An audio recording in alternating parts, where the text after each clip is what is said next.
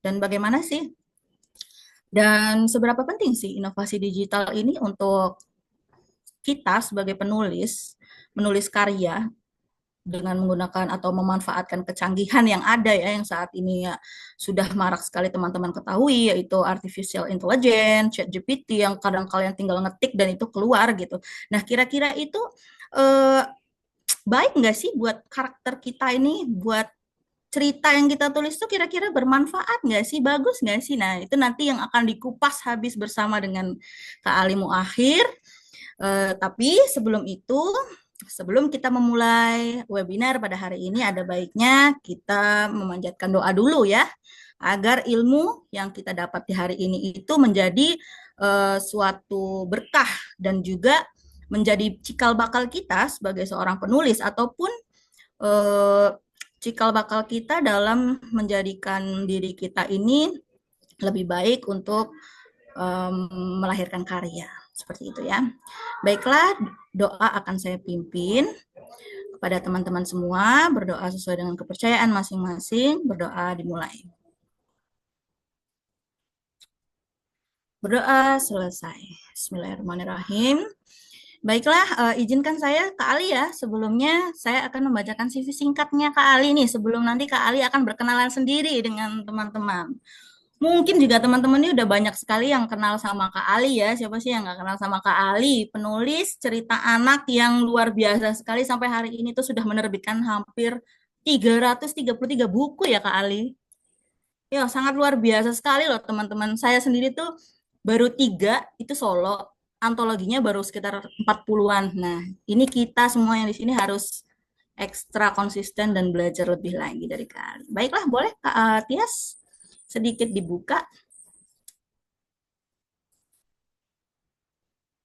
Nah, teman-teman, narasumber pada hari ini ialah Kak Ali Muahir. Beliau adalah penulis cerita anak dan konsultan penerbit founder dari Faberland. Mungkin teman-teman juga udah tahu ya kelas menulisnya Kak Ali ataupun forum Faberland ya Kak Ali ya. Nah, beliau ini berpengalaman sejak tahun, kalau yang di CV-nya saya baca itu dari tahun 1999. Itu saya masih, iya betul ya. Saya itu masih kecil, kayaknya belum SD malah. Masih, iya. Nah, bisa sampai tahun 2024 dan sebentar lagi ini berakhir. Udah mau tahun 2025. Gimana? Tepuk tangan dulu dong. Siapa nih yang nggak mau seperti itu kan bertahan konsisten ya. Beliau juga menggagas berbagai seri bacaan anak seperti Kecil-Kecil Punya Karya, Princess Islam, Princess Islami, dan Digibuk Islami. Aktif sebagai mentor di Winner Class dan Faber Class. Oke. Next, boleh Kak Tias.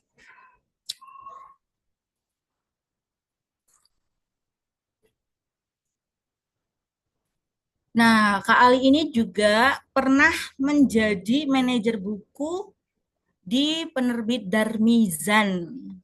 Betul ya Kak Ali ya. Dan juga manajer produk multimedia Sigma Media Inovasi, Direktur Penerbit Al Tahri, Direktur Forum Menulis Bacaan Faberland, konsultan penerbit sampai saat ini. Oke, mungkin itu aja. Nanti selebihnya mungkin nanti bisa Kak Ali bisa juga memperkenalkan diri. Nah, ini apa pencapaian beliau selama beliau menjadi seorang penulis ya, teman-teman ya. Banyak sekali menyabet juara tentunya. Dan teman-teman juga bisa eh, add atau follow Instagramnya Kak Ali, Facebooknya, Twitternya, dan lain sebagainya. Oke, mungkin dari saya itu saja. Selanjutnya nanti Kak Ali akan menyampaikan materi kita pada hari ini. Saya juga udah nggak sabar sekali ini. Mungkin teman-teman juga ada yang udah nggak sabar ya. Boleh Kak Ali? Belum di, O- oke. Ya, Oke, baik. Apa ya. kabar Kak Dewi? Baik, Kak Dewi. Alhamdulillah Ya, sehat. teman-teman. Assalamualaikum warahmatullahi wabarakatuh. Waalaikumsalam. Selamat siang menjelang sore, teman-teman. Alhamdulillah, meskipun liburan ya, hari ini bisa ketemu di sini di Zoom bareng Surya Aksara Media. Terima kasih banget Kak Dewi, jauh-jauh di Singapura, jauh-jauh di Singapura, menghubungi saya di Bandung untuk ngomongin tentang ini. Saya izin share screen dulu ya, biar gampang ya.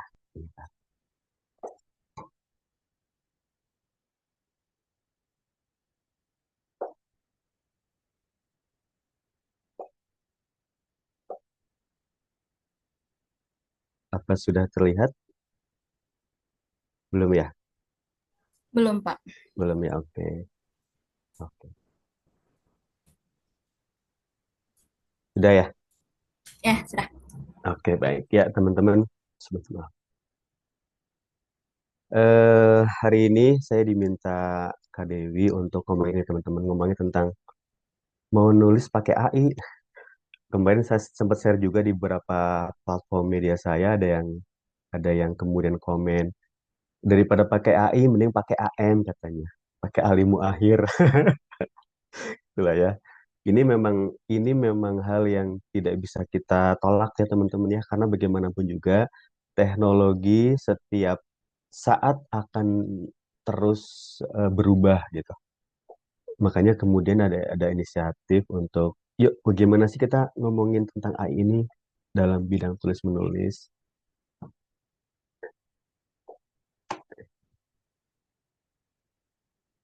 Ya, ini sekilas tentang saya tadi sudah ada ya sama Kak Dewi ya. Saya tidak akan berpanjang lebar tentang ini deh. Nah, ini teman-teman, sekedar lamunan saja teman-teman ya bahwa konsep tentang AI ya, tentang mesin yang dapat berpikir seperti manusia itu atau yang kita kenal sebagai artificial intelligence ini sudah ada sejak zaman dulu sebetulnya. Cuma baru abad 20 seiring dengan pesatnya teknologi komputer, ide ini mulai terwujud. Jadi sebetulnya ini sudah ada dari zaman dulu kala gitu kan. Kalau kita mau lihat mungkin ya zaman saya kecil dulu eh, banyak animasi, banyak film-film animasi yang kemudian robot bisa bicara, robot bisa membantu manusia. Itu kan artinya memang sudah dari zaman dulu kala sudah ada gitu. Cuma kebetulan baru abad 20 inilah AI ini berkembang sangat pesat. Ya.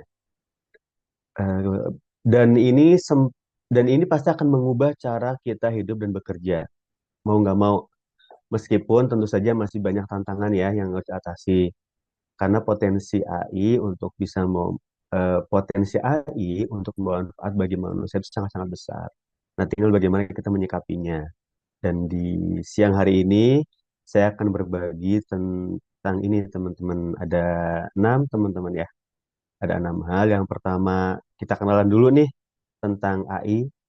Kemudian yang kedua AI dalam kehidupan sehari-hari.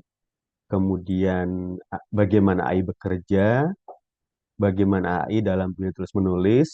Bagaimana AI berpotensi memengaruhi penulis. Dan yang terakhir bagaimana sikap kita sebagai penulis terhadap AI.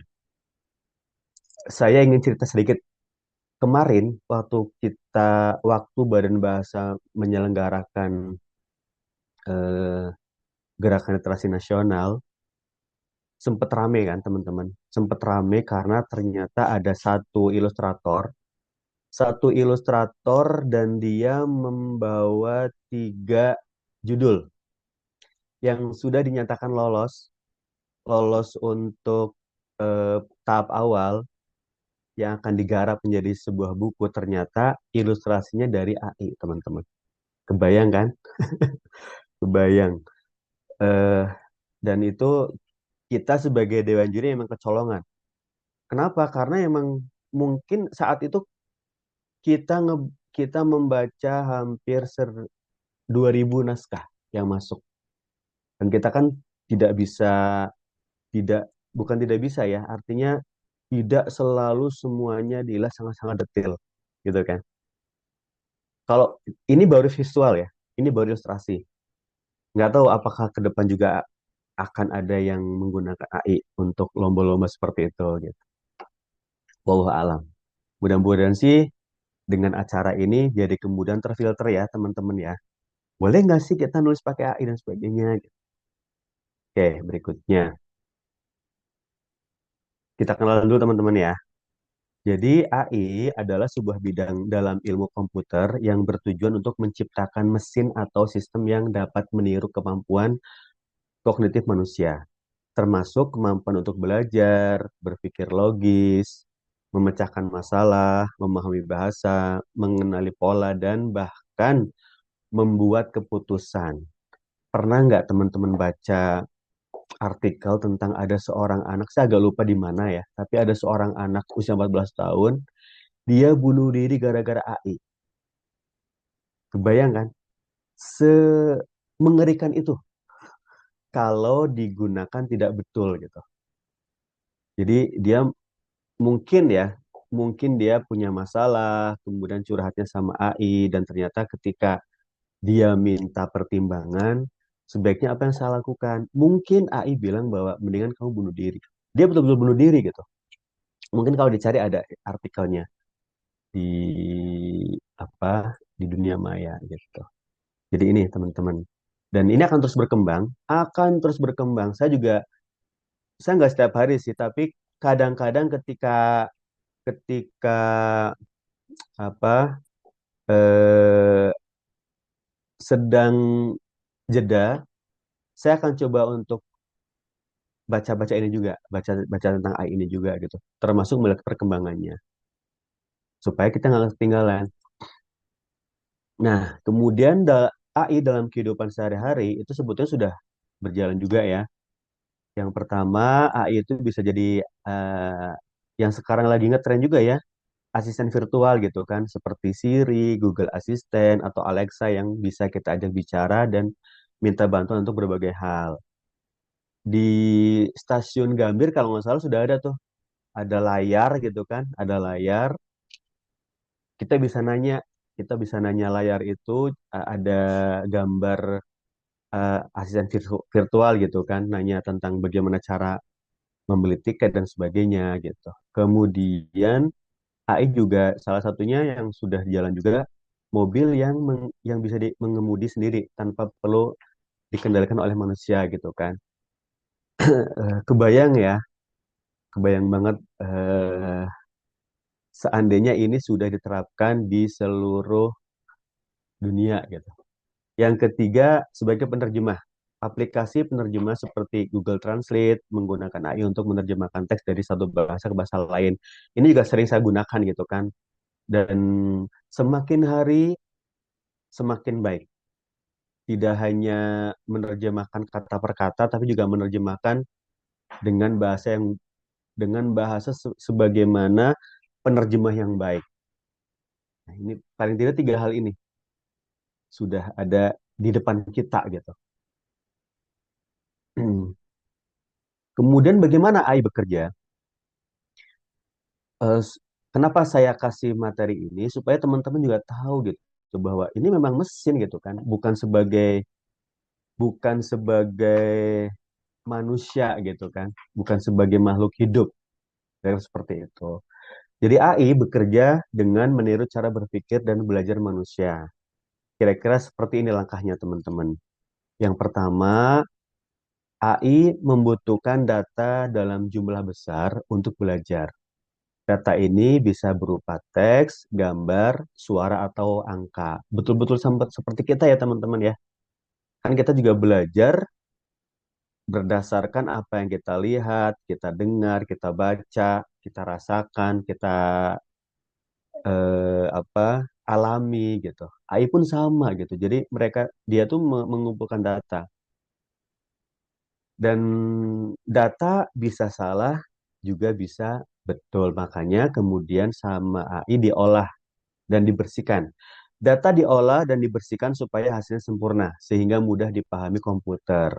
Tadi contohnya ya, dulu mungkin ketika saya menggunakan Google Terjemah, mungkin terjemahannya ya seperti terjemah Google biasa gitu. Belakangan sudah mulai seperti penerjemah sungguhan. Kemudian yang ketiga, AI akan memilih algoritma gitu kan. Algoritma adalah serangkaian instruksi yang digunakan AI untuk belajar dari data. Pemilihan algoritma yang tepat sangat penting agar tercapai hasil yang diinginkan. Jadi Saya tidak tahu bayangannya seperti apa, tapi paling tidak dia si AI ini akan apa ya, mengaitkan seluruh informasi yang telah dikumpulkan, dibersihkan, kemudian sama dia dipilih yang tepat gitu. Contoh misalnya, dia punya 3 bahasa. Ada orang Indonesia, ada bahasa Indonesia, ada bahasa Inggris, ada bahasa Arab. Ketika saya ngomong mungkin ya dengan bahasa Indonesia dan kita minta munculkan bahasa Arab, dia akan munculkan bahasa Arab. Tapi ketika kita ngomong bisa nggak bahasa Rusia misalnya, karena di AI itu belum ada bahasa Rusia misalnya, dia tidak akan memunculkan itu. Jadi algoritma itu yang baru ada yang bisa dipilih itu baru bahasa Indonesia, bahasa Inggris, bahasa Arab. Contohnya seperti itu. AI dapat dilatih menggunakan algoritma yang dipilih dan data yang telah diolah. Pemilihan model ya. Jadi AI betul-betul memang bisa dibuat, teman-teman. Eh, Beberapa waktu yang lalu, saya dan teman-teman blogger Bandung juga dikumpulkan dalam sebuah apa ya, sebuah acara gitu kan. Eh, ada sebuah ada sebuah lembaga yang akan bikin AI editor kalau nggak salah. Jadi kita diminta untuk melatih AI itu gitu. Dengan cara apa? Dengan cara misalnya kita memblok kata-kata yang betul dan menghapus kata-kata yang salah. Contohnya seperti itu. Betul-betul seperti melatih manusia gitu kan. Setelah kemudian keempat tahapan itu dilakukan, baru ada evaluasi model. Setelah dilakukan pelatihan, model AI akan dievaluasi untuk melihat seberapa baik model tersebut dalam melakukan tugas yang diberikan gitu. Baru setelah itu tahap penyempurnaan gitu kan. Jika hasil evaluasi belum memuaskan, AI akan diperbaiki dan dilatih ulang hingga sempurna dan layak diimplementasikan. Kalau teman-teman di sini pernah pakai Bing ya, yang paling mudah Bing lah ya untuk visual misalnya. Dulu mungkin ketika kita minta buatkan ilustrasi 2D seorang anak yang sedang berlari sambil memegang balon misalnya ya. Nanti yang muncul kadang-kadang teman-teman tiba-tiba tangan jarinya ada 6 gitu. Jarinya ada 6, kemudian kakinya nggak seimbang gitu. Kalau sekarang sudah luar biasa banget gitu kan. Sesuai dengan apa yang kita inginkan. Nah, itu tanda bahwa dia memang sudah melakukan tahapan ini berulang-ulang sehingga hasilnya sempurna.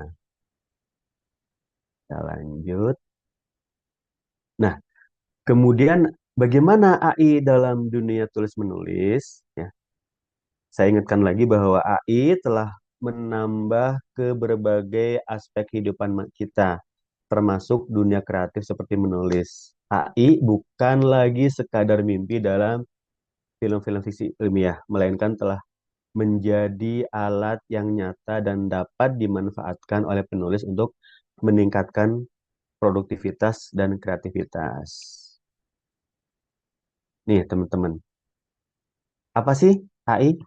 Yang pertama adalah dia membantu penelitian, teman-teman.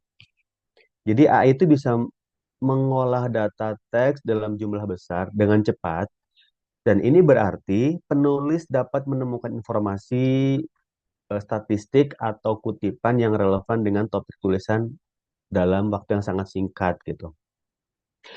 Kalau yang sekarang lagi berkembang sangat pesat adalah Gemini ya teman-teman ya. Mungkin teman-teman bisa sambil nyoba cek Gemini karena Gemini juga sekarang sudah ditandem di email kita gitu kan, dipasang di email kita gitu. Contoh misalnya eh, yang paling mudah lah bisa apa namanya ya? Bisa misalnya kamu kenal nggak tentang si A misalnya. Itu nanti akan muncul tuh. Kalau memang sudah ada datanya. Kalau belum ya dia akan ngomong, oh saya belum mengenal si A gitu. Itu contoh yang paling mudah ya. Atau kamu tahu nggak berapa sih jumlah penulis di Indonesia? dari tahun 2000 sekian sampai 2000 sekian gitu. Ketika data sudah terkumpul oleh mereka, ketika data sudah ada, AI nanti akan mengolah itu gitu. Dan ketika tidak ditemukan, dia akan ngomong bahwa saya belum menemukan data yang relevan tentang penulis Indonesia.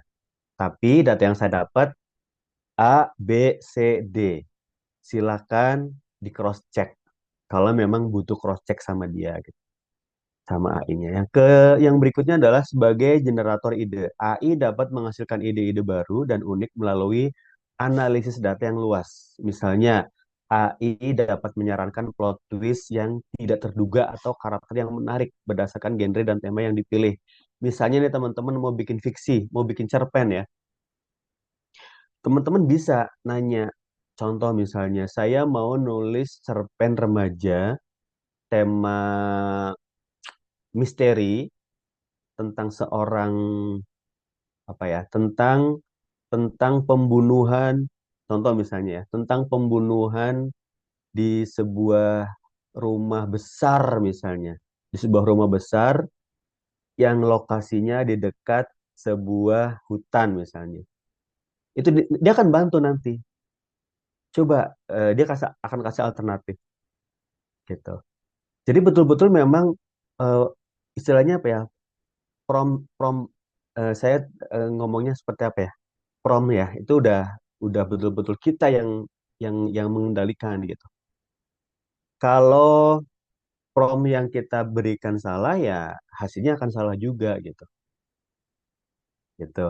Sebagai penelitian, kemudian juga sebagai generator ide. Jadi kalau teman-teman lagi gabut misalnya, tapi pengen banyak ide tulisan, bisa tuh nanya sama AI. Kemudian yang berikutnya, Al juga bisa membantu kita menulis draft. Al dapat membantu membuat draft awal tulisan seperti outline, ringkasan, atau bahkan paragraf tertentu gitu. Dan ini sangat berguna untuk mengatasi writer block yang sering dialami penulis. Draft ya teman-teman ya, bukan tulisan jadi gitu. Kalaupun kemudian dia kasih contoh tulisan jadi, saya jamin tulisan itu nggak sempurna. Nggak sempurna. Betul-betul masih kasar banget gitu. Yang berikutnya adalah sebagai alat edit dan proof. AI dapat memeriksa kesalahan tata bahasa, ejaan, dan gaya penulisan dengan sangat akurat. Beberapa alat AI bahkan dapat memberikan saran perbaikan untuk meningkatkan kualitas tulisan gitu. Jadi memang luar biasa banget kan. Luar biasa lagi kalau misalnya sudah ada alat seperti ini, tapi kita masih juga tidak produktif. Itu yang lebih berbahaya menurut saya. Berikutnya, Al juga bisa menerjemahkan. Al dapat menerjemahkan teks dari satu bahasa ke bahasa yang lain sehingga memungkinkan penulis menjangkau audiens yang lebih luas gitu kan. Saya tidak jago bahasa Inggris, tapi saya bisa meminta AI untuk menerjemahkan karya kita gitu dalam bahasa Inggris dan bagus banget ininya hasil dan apa hasil terjemahnya tuh sebagaimana penerjemah profesional gitu. Hati-hati nih penerjemah nih bisa jadi saingan juga gitu. Kemudian personalisasi konten. AI dapat membantu penulis menyesuaikan tulisan mereka dengan audiens tertentu, baik dari segi isi maupun gaya bahasa. Ya, tadi saya bilang misalnya saya akan nulis cerpen anak.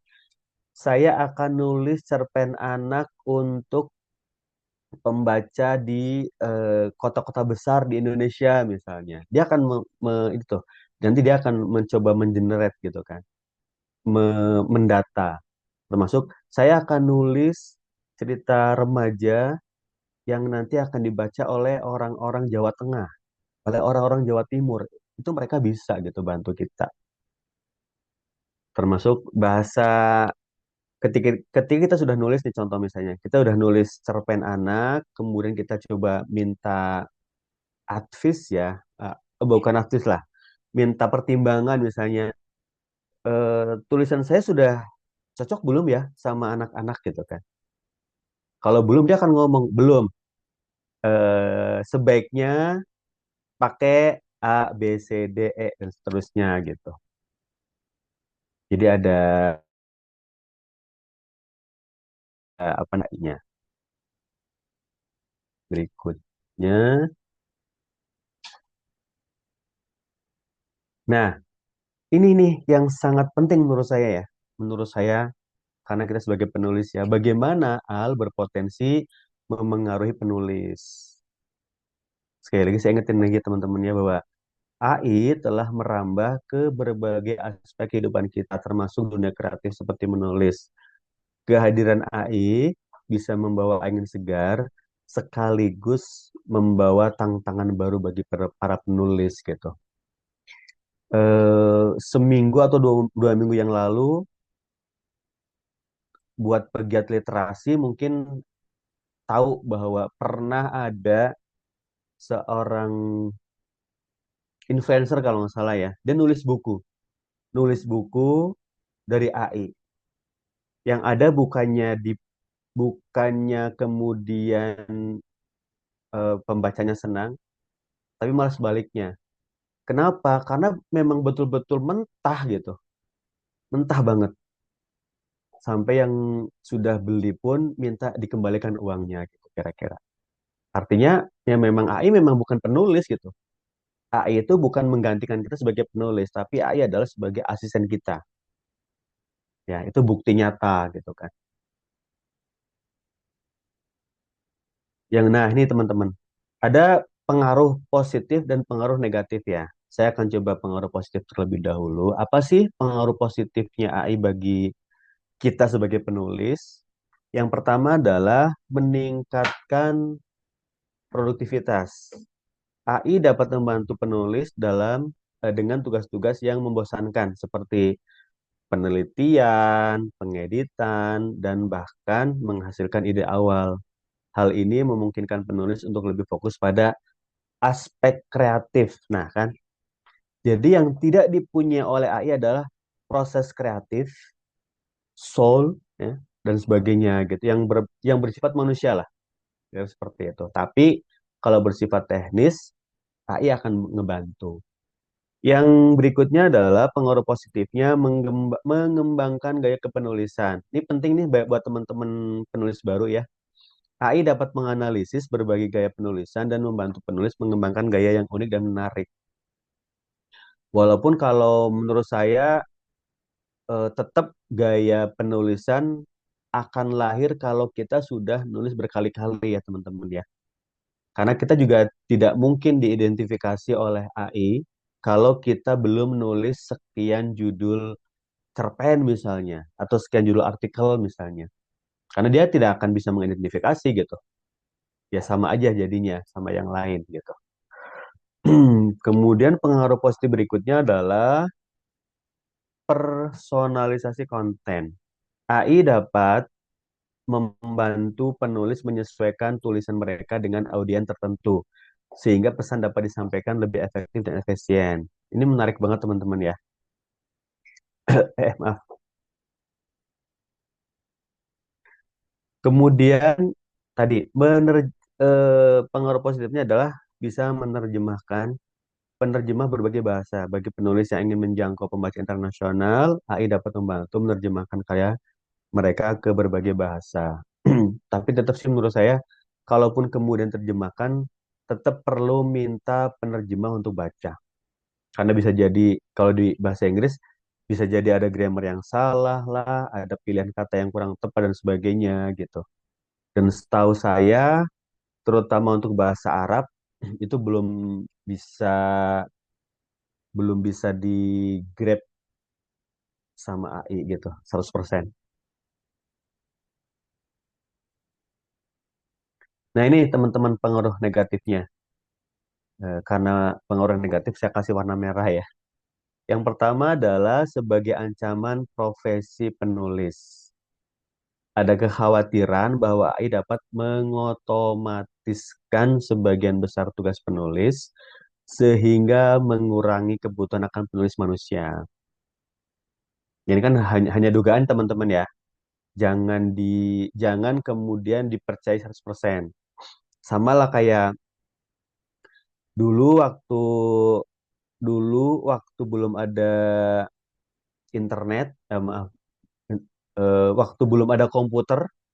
Jadi dulu saya nulis masih pakai manual ya, masih mesin ketik. Begitu kemudian ada komputer, bilangnya komputer akan me, yaitu akan menggerus penulis gitu. Padahal tidak, justru malah tadi membuat penulis makin produktif kan gitu kan. Karena ketika nulis dan salah, tidak perlu lagi kita pakai tip X, tidak perlu lagi pakai stabil dan sebagainya gitu kan. Karena sudah digital. Kemudian pengaruh negatif lain yang lainnya adalah tulisan tidak ada rasa. Nah, ini kurangnya sentuhan manusia mengakibatkan tulisan yang dihasilkan AI kurang memiliki kedalaman emosi dan nuansa manusia yang khas. Jadi eh, ketika kita menulis dan kemudian dibantu sama AI, jangan serta-merta hasil tulisannya kita kopas, kita layout, kita desain jadi buku misalnya. Nggak seperti itu. Tapi tulisan yang sudah dibantu sama AI itu harus kita baca ulang, harus kita self publishing, maaf, self editing, eh, atau mungkin malah tulis ulang gitu kan. Tulis ulang dengan masukan, contoh misalnya kalau fiksi dengan masukan kalimat, dengan masukan plot yang dari AI nggak masalah juga gitu. Tapi kalau dari konten, bagaimanapun juga konten dari AI belum sempurna. Jadi tetap harus kita yang eh, mengulik lagi gitu. Pengaruh negatif yang lainnya adalah, nah ini teman-teman, permasalahan etika. Ini kayaknya lagi hit banget ya di mana-mana etika ya. Penggunaan AI dalam penulisan menimbulkan pertanyaan tentang karya, kepemilikan karya, plagiarisme, dan potensi penyalahgunaan. Jadi gini, bisa jadi gini teman-teman ya. Contoh misalnya saya nulis cerpen, kemudian tema tertentu, ternyata yang disodorkan AI adalah karya si A, seorang penulis yang sudah terkenal sekali, seorang penulis yang sudah sangat produktif, yang kemudian jadi model di salah satu data AI dan dimunculkan. Kan bahaya ya kalau misalnya tulisan itu kemudian kita akui sebagai karya kita. Dan setelah publish, ternyata, loh, kok ini tulisan si A sebetulnya gitu, bukan tulisan si B. Itu contoh yang sangat simpel ya, teman-teman ya. Jadi, ya memang harus benar-benar bijak kita menggunakan AI sesuai dengan proporsinya gitu. Gak mentah-mentah kita pakai AI. Oke. Nah, terus bagaimana nih sikap penulis dalam menyikapi AI? Ya? Saya ingatkan lagi bahwa AI telah menjadi bagian tak terpisahkan dari kehidupan kita, teman-teman ya, termasuk dalam dunia penulisan. Bagi para penulis, kehadiran AI tentu memunculkan berbagai pertanyaan dan tantangan. Nah, sekarang bagaimana nih harusnya penulis menyikapi perkembangan AI? Nih, teman-teman. Yang pertama adalah pahami peran AI dalam kepenulisan. Yang pertama, AI betul-betul hanya sebagai alat bantu. AI dapat menjadi alat yang sangat berguna untuk membantu penulis dalam berbagai tugas, seperti riset, pengeditan, dan bahkan generasi ide gitu kan, generate ide. Yang kedua, AI juga sebagai peluang baru ya. AI membuka peluang baru untuk bereksperimen dengan gaya penulisan yang berbeda dan menjangkau audiens yang luas. Kemudian yang ke yang Yang berikut, bagaimana cara kita menyikapi AI? Yang pertama, pelajari. Penulis perlu memahami bagaimana AI bekerja. Tadi sudah ya teman-temannya di awal ya. Paling tidak saya membantu membuka lah ya, membantu membuka wawasan dan nanti teman-teman bisa cari lagi gitu kan. Bagaimana AI bekerja dan bagaimana teknologi ini dapat diterapkan dalam proses penulisan, gitu. Kemudian fokus pada keunikan kita teman-teman. Penulis harus terus mengembangkan keterampilan yang membedakan penulis dengan AI. Seperti apa? Seperti kreativitas, empati, rasa maksudnya ya, dan kemampuan berpikir kritis. Karena tadi kadang-kadang AI juga ngaco gitu kan, ngaco. Dan yang ketiga, sebagai kolaborator. Nah, lihat AI sebagai ancaman, sebaiknya penulis dapat menganggap AI sebagai mitra kerja yang dapat membantu meningkatkan produktivitas dan kualitas tulisan. Dan saya memilih ini teman-teman. Saya memilih AI sebagai kolaborator, bukan sebagai pengganti saya. Apalagi sikap adalah jaga etika. Penuh perlu memperhatikan etika dalam menggunakan AI, seperti menghindari plagiarisme dan memastikan bahwa karya yang dihasilkan tetap karya asli. Yang kelima, kita juga harus adaptif ya teman-teman ya, bahwa dunia penulisan itu terus berubah dan penulis harus siap untuk beradaptasi dengan teknologi baru seperti AI. Jadi kita bukan anti sebetulnya. Kita nggak boleh anti juga karena eh, perkembangan teknologi itu sebuah keniscayaan. Pasti akan terus gitu kan. Dan waktunya tuh per detik gitu kan, bukan per menit lagi.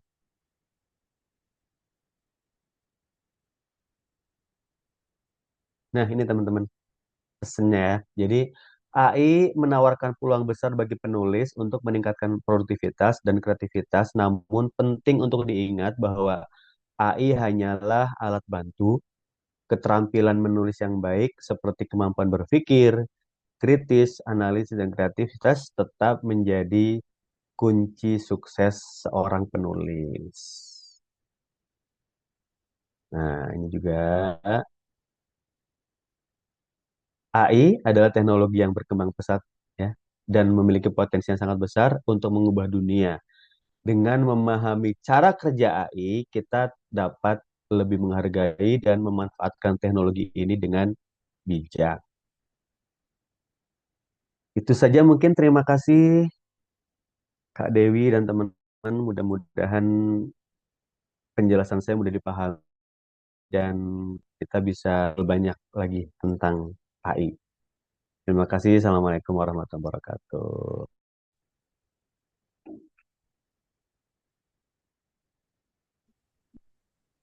Baik, sebentar kali di sini sedang hujan deras sekali. Oh ya, Ya, oke. Baiklah teman-teman, itu tadi penyampaian dari Kak Ali tentang seberapa penting sih atau sebenarnya penting nggak sih ataupun boleh nggak sih kita menggunakan AI gitu kan. Nah, mungkin teman-teman juga pasti udah banyak banget nih yang mau bertanya sama Kak Ali. Tapi ditahan dulu ya, nanti ada sesi diskusi kita. Nah, teman-teman, saya juga mengingatkan buat teman-teman semua, nanti link absensi akan kita bagikan di saat sesi diskusi ya. Jadi pastikan teman-teman memantau kolom komentar. Baiklah, Kak Ali, kita istirahat dulu ya. Izinkan tim untuk ya, ice breaking biar biar dingin kayak Singapura lagi dingin. Dewi silakan. Oke, baik. Kalau begitu, apakah Kak Anissa sudah ada? Sudah, Kak. Oke, silakan Kak Anissa. Oke, baik. Terima kasih, Kak Dewi. Halo, teman-teman. Assalamualaikum warahmatullahi wabarakatuh. Selamat sore. Oke, semoga senantiasa teman-teman dalam keadaan baik dan selalu dalam lindungan Tuhan Yang Maha Esa. Bagaimana tadi materi yang disampaikan oleh Pak Ali? Luar biasa ya materinya tentang AI. Pasti teman-teman ini panas banget ya, capek ya. Nampung tadi materinya, sekarang kita pendinginan. Saya ada beberapa gerakan yang bisa teman-teman ikuti untuk meregangkan syaraf-syaraf dan otot-otot kita setelah tadi menerima materi dari Pak Ali. Tangannya ke depan semua yuk. Kita on cam. Kita on cam, tangannya ke depan semua. Pasang muka cantik dan ganteng. Ini gerakannya ada ngikutin A, I, U, E, O. Jadi nanti teman-teman ikutin itu aja. Ada kok nanti. Sekarang ikutin. Tepuk 1, iramanya deng, deng, deng, deng, ha. Tepuk 1, deng, deng, deng, deng, ha. Tepuk 2, deng, deng, deng, hi. Tepuk 3, deng, deng, deng, hu. Tepuk 4, deng, deng, deng, he. Tepuk 5, deng, deng, deng, ho. Gimana teman-teman? Udah bisa? Atau masih bingung? Gimana? Atau mau coba sekali lagi? Tanpa ada deng-dengnya. Jadi hanya tepuk tangan aja. Gimana? Mau coba? Yuk kita coba bareng-bareng yuk. Tepuk 1, ha. Tepuk 2, hi. Tepuk 3, hu. Tepuk 4, he. Tepuk 5, ho. Gimana teman-teman? Udah relax? Oke, baik. Terima kasih luar biasa antusiasnya, semangat yang bergelora dari awal hingga pertengahan webinar kali ini. Saya di sini punya 2 kuis yang nantinya akan diumumkan di akhir webinar. Teman-teman, nanti perhatikan, saya hitung sampai 5. Setelah itu teman-teman langsung jawab di kolom chat seperti biasanya. Oke, pertanyaan pertama. Tim yang di belakang siap ya.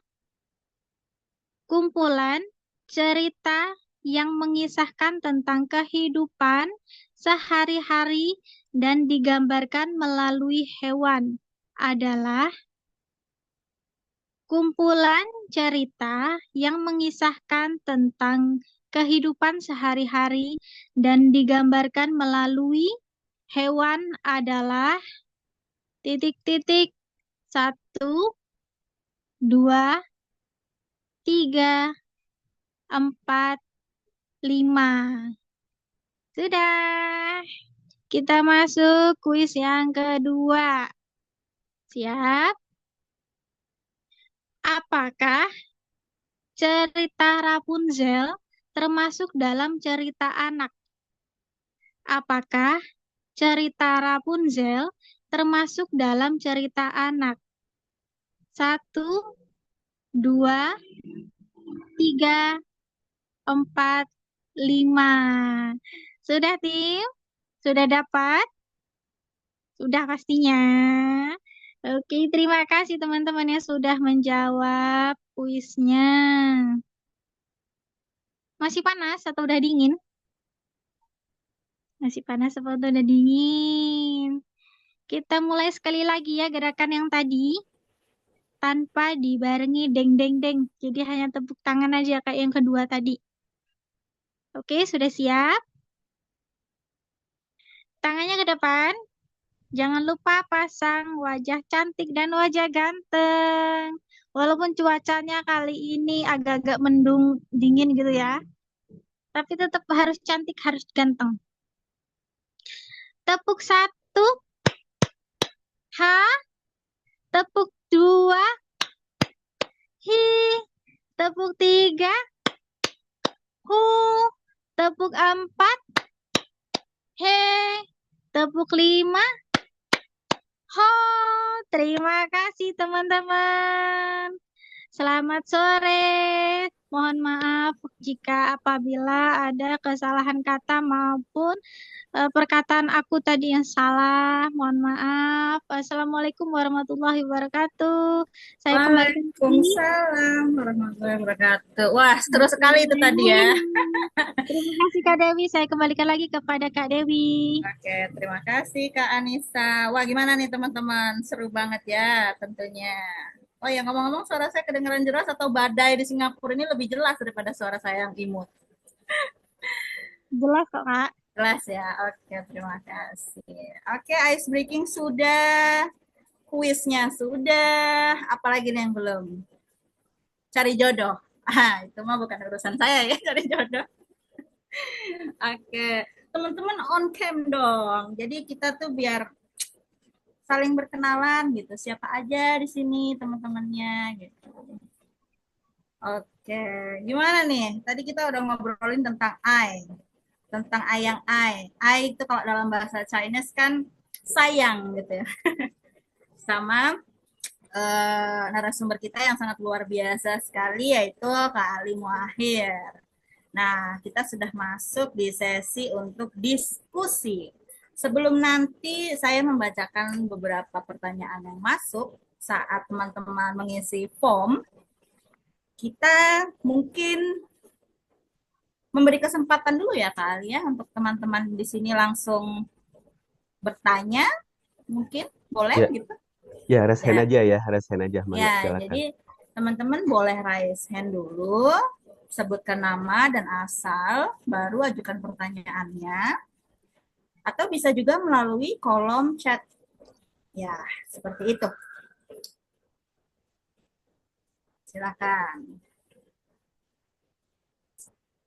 Apakah ada yang ingin mengajukan pertanyaan seputar AI?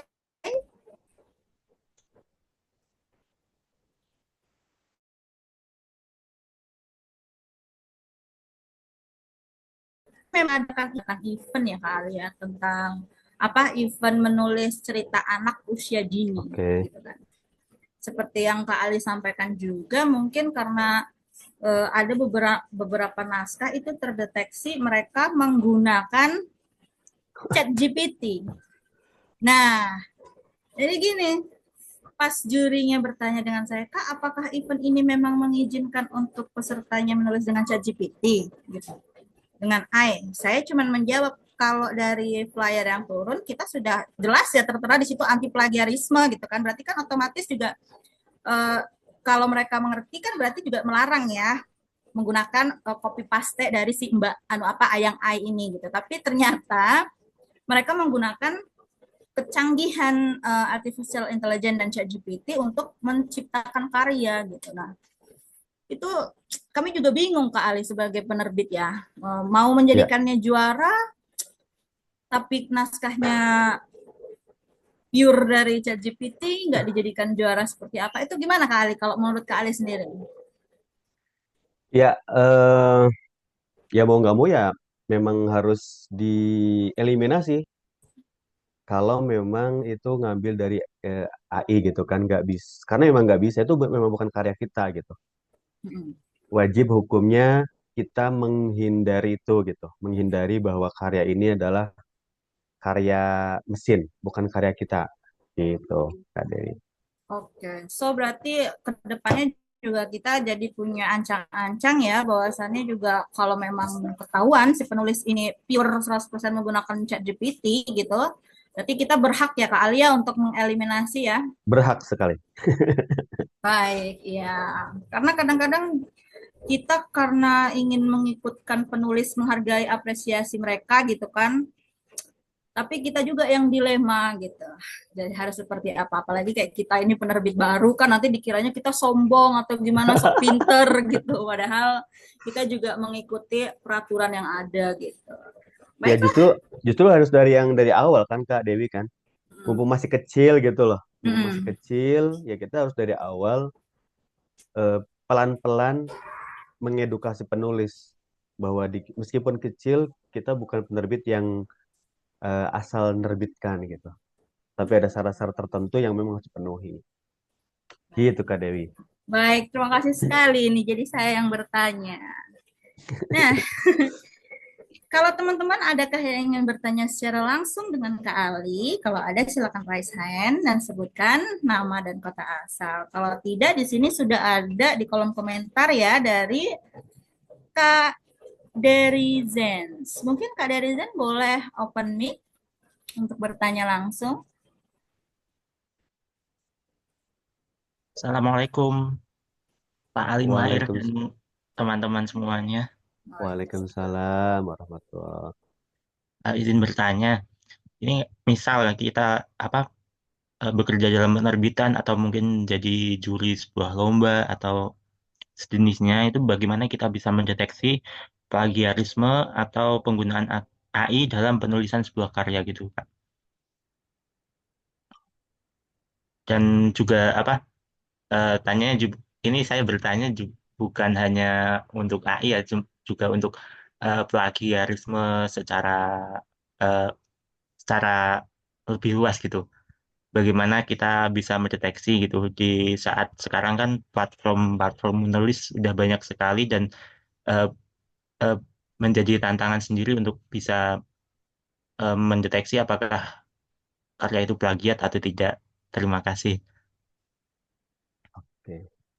Oke, mungkin boleh langsung dijawab Kak Ali. Jadi mungkin maksud Kak Deren ini gimana gitu ya caranya untuk Ya. oke, boleh Kak. Oke, baik. Terima kasih banyak. Kak Dery dari mana Kak Dery? Saya dari Semarang, Pak. Oh, Semarang. Ya, oke. Eh, sekarang lebih mudah untuk cek plagiarisme sebetulnya, Kak Dery. Apalagi sekarang banyak ini ya, banyak banyak web kayak misalnya ada eh, Paraphraser, kemudian ada cek plagiarism, duplicate checker, plagiar detektor kalau nggak salah. Itu banyak. Sekarang banyak web untuk cek apakah karya itu plagiat apa tidak. Bisa lewat web. Termasuk hasil AI juga sama gitu. Ada ada webnya khusus untuk ngecek itu. Jadi sebetulnya kalau kita mau jeli ya memang harus pelajari AI dari hulu ke hilir gitu. Nggak cuma hulunya saja. Kalau dulu waktu saya masih di publishing, kalau untuk ngecek apakah karya ini plagiat apa tidak ya memang secara manual ya. Ada kewajiban editor itu baca buku. Setiap bulan misalnya 5 buku atau 10 buku gitu. Kalau sekarang sangat mudah. Tinggal kita copy paste saja, kemudian kita taruh di sebuah web, nanti akan ketahuan berapa persen sih plagiatnya gitu. Seperti itu Kak Dery. Mudah-mudahan kejawab ya Kak Deris ya. Ya, terima kasih atas jawabannya, Pak. Sama-sama. Baik, jadi memang dari dulu itu sudah ada ya Pak ya sebenarnya untuk alat plagiarisme Ada. gitu kan untuk pengecekan. Cuman sekarang karena kasusnya berbeda, inovasi digital juga semakin berkembang pesat dan luar biasa. eh, dan tidak hanya plagiarisme, sekarang juga banyak sekali aplikasi yang bisa digunakan untuk mengecek hal-hal tersebut. Ya, mungkin itu ada lagi di kolom komentar atau mau langsung raise hand juga dipersilakan boleh. Ini mungkin Kak Ayu dia Alinda, apakah ingin langsung bertanya dengan Kali atau mau dibacakan? Oke, dibacakan aja. Baik, Kak Ayu dia. Izin ya Pak ya, izin ya Kak ya.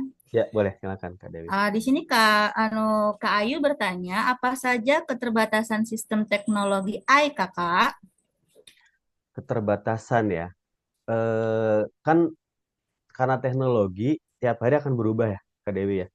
Bisa jadi pada saat ini AI tidak bisa membantu mencarikan ide yang cemerlang. Mungkin ke depan bisa gitu. Jadi yang sangat jelas terbatasnya adalah tadi soul-nya dapat apa enggak gitu. Manusianya dapat apa enggak. Contoh yang paling mudah begini, teman-teman. Ayo ya, Mbak Dewi.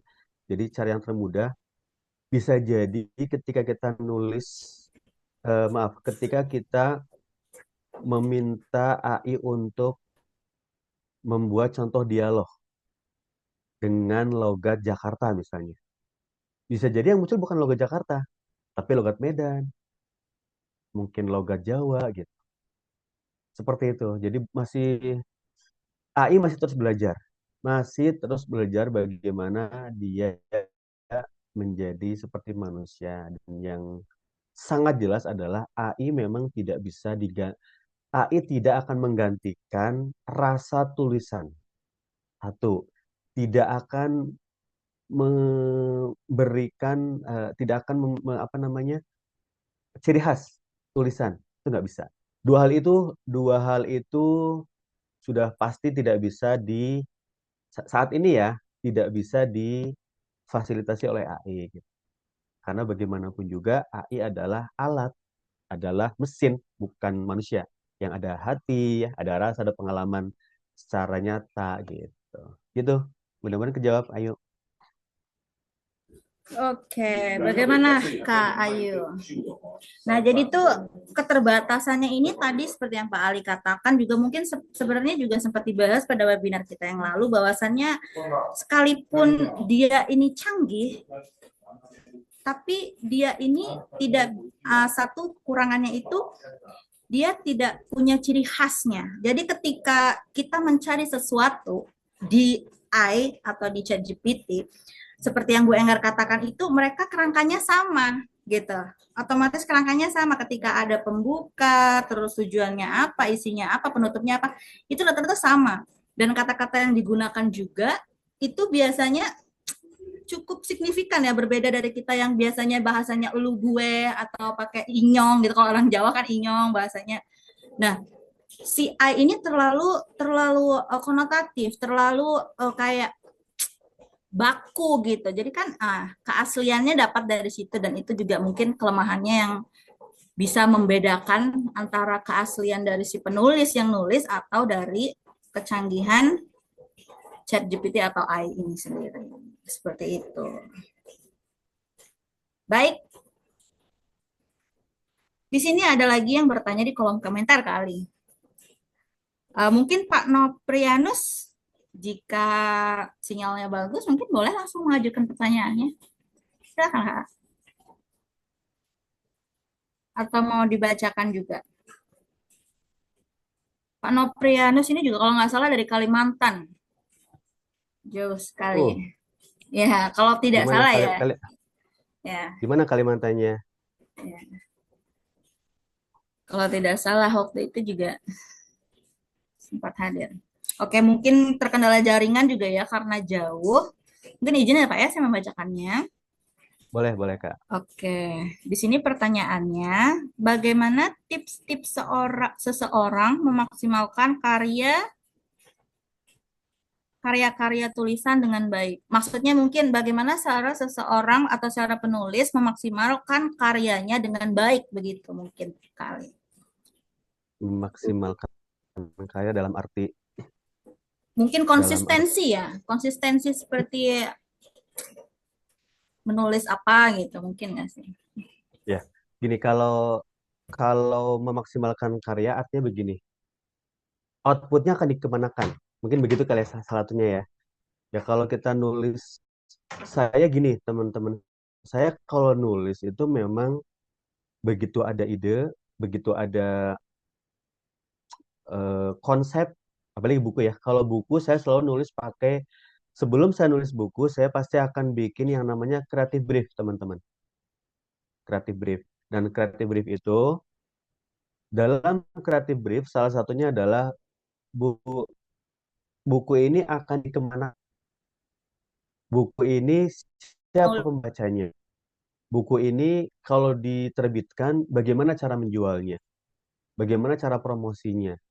Bagaimana kemudian kalau misalnya promosi yang pertama tidak berhasil. Bagaimana promosi kedua, bagaimana promosi ketiga. Itu yang saya lakukan teman-teman. Ketika mengonsep, artinya kita sadar bahwa tulisan yang kita tulis ini adalah si A. si B, untuk si C. Jadi bukan kita nulis aja gitu, tanpa tahu arahnya gitu. Tidak seperti itu.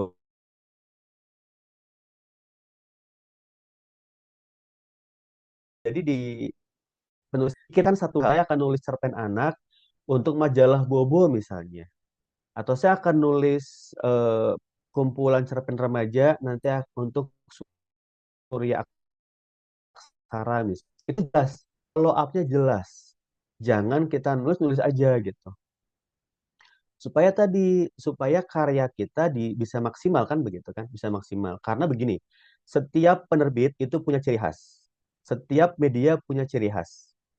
Kalau dulu mungkin zaman saya eh, berlimpah ruah media ya. Majalah anak-anak aja dari mulai majalah Bobo, Aku Anak Soleh, majalah banyak banget, banyak banget. Remaja misalnya, ada majalah Gadis, ada majalah Kawanku, ada majalah Mode, ada majalah Anita gitu kan.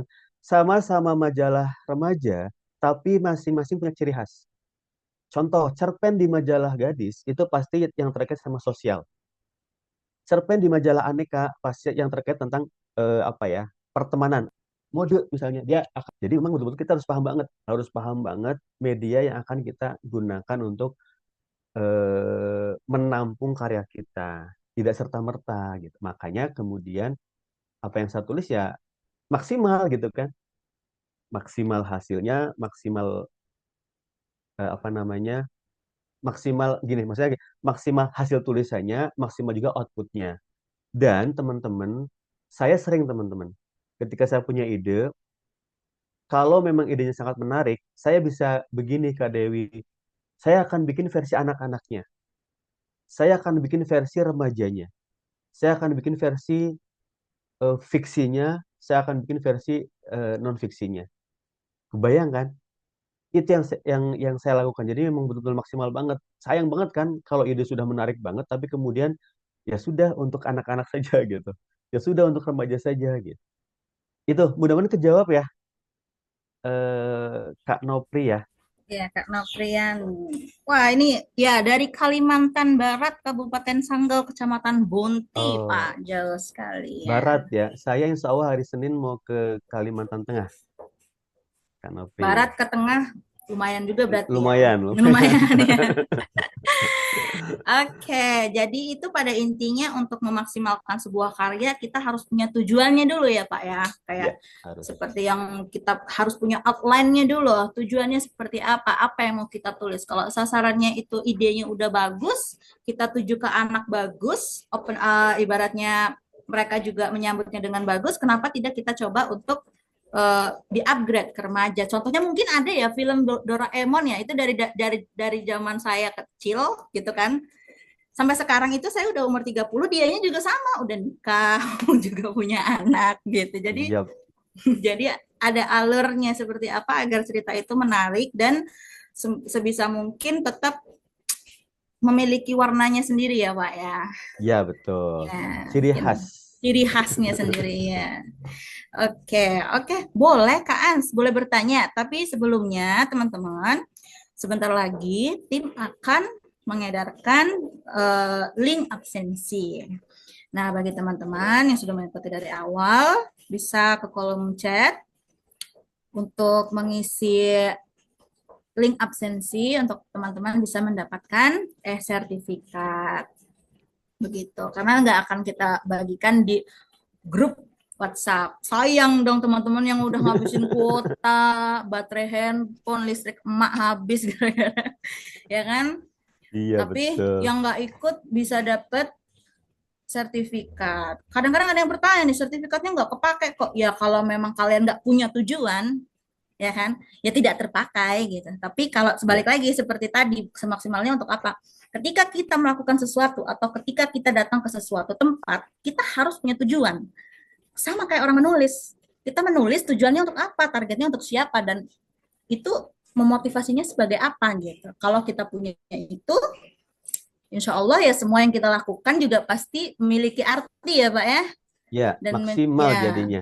jadi memang semaksimal mungkin seperti Surya Aksara Media saat ini juga Kita sedang upgrade untuk memaksimalkan diri kita bisa berdiri bersama-sama lah untuk membangun kembali Indonesia, menciptakan generasi-generasi yang istilahnya lebih memiliki bobot lagi gitu daripada yang sebelum-sebelumnya. Jadi kita juga terus belajar, bukan berarti kita berhenti di sini, tapi kita belajar bersama-sama gitu. Oke, sembari teman-teman mengisi link absensi, tadi ada tuh Kak Ans yang ingin mengajukan pertanyaan. Oke, silakan Kak Ans, sebut nama, asal, dan pertanyaannya. Terima kasih, Kak. Assalamualaikum warahmatullahi taala wabarakatuh. Salam Waalaikumsalam. literasi. Perkenalkan teman-teman ya, juga Bapak Ali Muakhir. Saya Muhammad Anas Khairul Umam, asal Madura, Sumeneb, Jawa Timur, Pak. Pertanyaan saya adalah, kan Bapak tadi bilang ada web untuk cek plagiarisme. Akan ada beberapa persen plagiarisme si penulis. Nah, pertanyaannya adalah, ketika kita menjadi juri, ukuran standar untuk penulis dijadikan juara itu berapa persen, Pak? Apakah harus 0% murni, tidak ada plagiarisme, atau bagaimana, Pak? Mohon tanggapannya, Pak. Terima kasih. Oke, terima kasih kembali Madura ya. Iya, Pak. Kelihatan intonasinya. Iya, Pak. Ya gini, kalau di perlombaan yang namanya orisinalitas itu pasti minimal 25% Mas. Nilainya 25%, artinya kalau sudah terdeteksi di awal sudah plagiat, udah pasti tuh akan mengurangi nilai gitu. Kenapa? Karena yang namanya lomba itu kan yang ditandingkan adalah personal ya, bukan kemudian kolaborasi. Sempat kemarin mungkin teman-teman di sini pernah baca, mungkin di yang masih pakai punya Facebook, yang masih pakai Facebook mungkin pernah baca ada seorang, saya nggak kenal, entah itu penulis, entah itu agensi naskah, entah apa, dia membuka jasa apa namanya, jasa membuat kerangka, mencarikan ide gitu-gitu ya. Kemudian apalah ada berapa poin kalau nggak salah. Itu mungkin kalau untuk penerbitan biasa nggak masalah, dalam tanda petik ya, mungkin nggak masalah. Tapi kalau itu sudah untuk lomba, itu udah nggak bisa, Mas Anas. Udah nggak bisa. Jadi otomatis eh, tidak akan diteruskan naskahnya. Maksudnya tidak akan dibaca sampai selesai gitu. Ya seperti itu, Mas.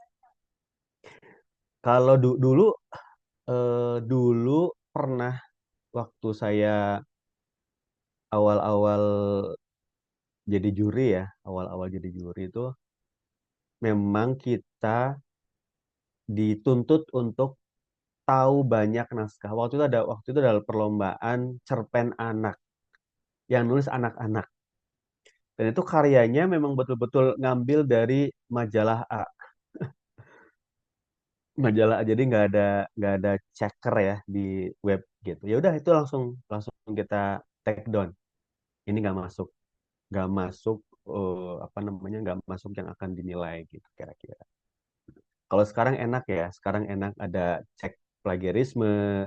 Kemudian yang penting juga gini, yang penting juga ketika memang ada lomba, mau nggak mau ya memang jurinya memang kompeten gitu. Bukan juri yang baru pernah nulis, tiba-tiba suruh jadi juri, dan itu rentan banget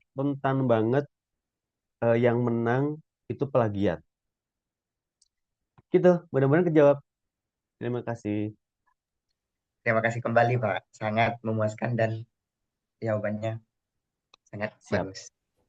terima Ya, kasih. nah kebetulan Kak Ans ini juga sedang membangun penerbit baru Pak, namanya Ans Publishing Pak. Wih, Anak luar muda yang biasa. sangat luar biasa, ingin Senang, senang. mencoba, patut ditiru.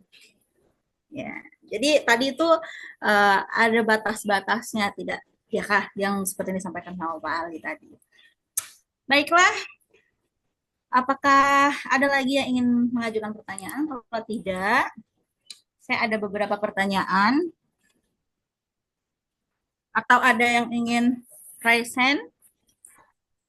Kalau tidak, saya izin membacakan ini ada titipan Pak pertanyaan dari Bu Enggar.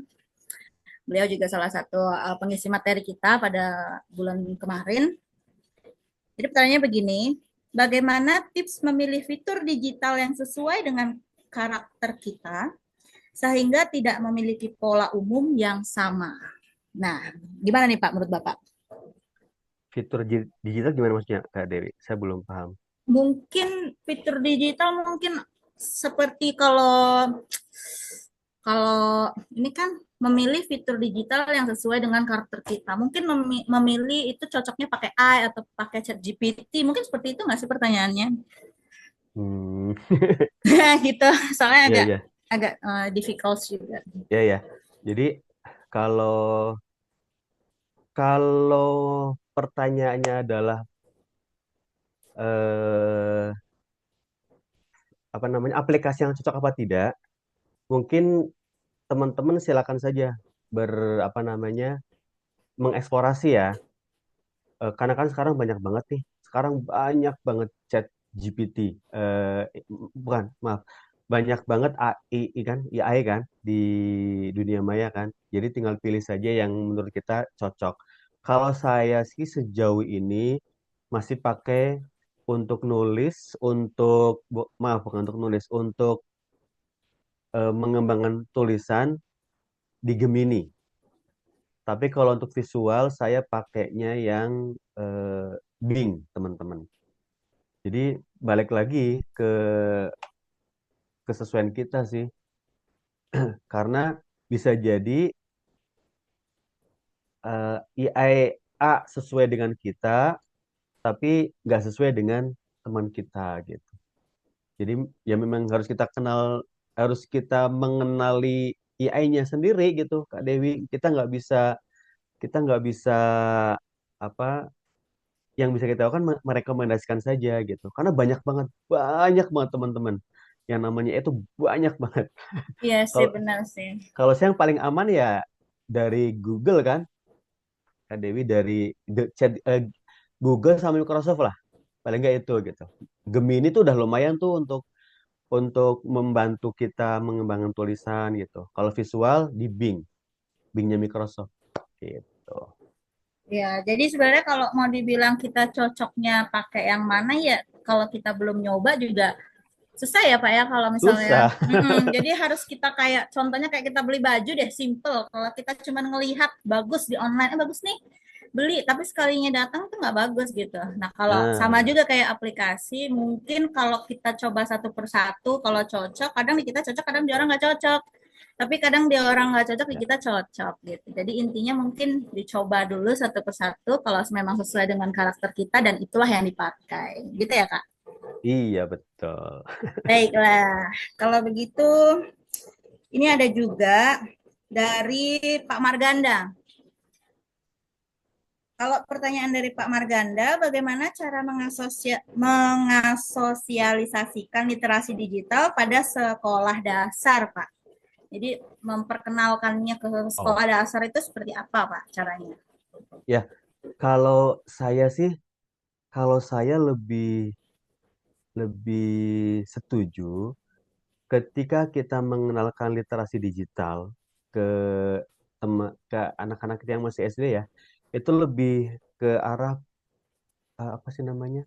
Preventif. Jadi mana yang boleh dan mana yang nggak boleh.